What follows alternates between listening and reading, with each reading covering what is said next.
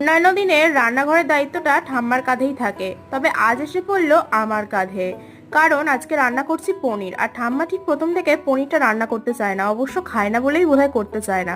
তাই আমি ফার্স্টে কড়াইতে সর্ষের তেল গরম করে তার মধ্যে পনির ভেজে নিয়েছি, আর গরম মশলা ফোড়ন দিয়ে তাতে শুকনো লঙ্কা আর তেজপাতা দিয়ে ফার্স্টে আদা বাটা, তার সঙ্গে একটুখানি সস দিয়েছি কারণ ঘরে টমেটো ছিল না। তারপরে কাঁচা লঙ্কা বাটা, হলুদ, নুন, আর দিয়েছিলাম চিনি অল্প করে, কারণ আমি কিন্তু ঘটি বাড়ির মাইয়া, সব রান্নাতেই চিনি খেতে ভীষণ ভালোবাসি। তোমরা কে কে ঘটি বাড়ি থেকে অবশ্যই কমেন্ট করে জানিও। তারপর আমি এখানে ভাজা ছিল আলুগুলো, সেইগুলো দিয়েই ভালোভাবে একটু কষিয়ে নেব। আর ঠাম্মা সবসময় বলে যে কষানোর সময় একটু জল দিলে নাকি কষানোটা খুব সুন্দর হয়। তারপর এতে আমি জিরে আর ধনে বাটা দিলাম, আর দিলাম সাদা তিল বাটা। এই সাদা তিল বাটার টেস্টটা আমার ভীষণ ভালো লাগে। তারপর দিয়েছিলাম পনির, আর গরম মশলা দিয়ে আমি তরকারিটা নামিয়ে নিয়েছিলাম। খেতে কিন্তু দুর্দান্ত হয়েছিল। তোমাদের কেমন লাগলো অবশ্যই একটা কমেন্ট করে জানাতে ভুলো না।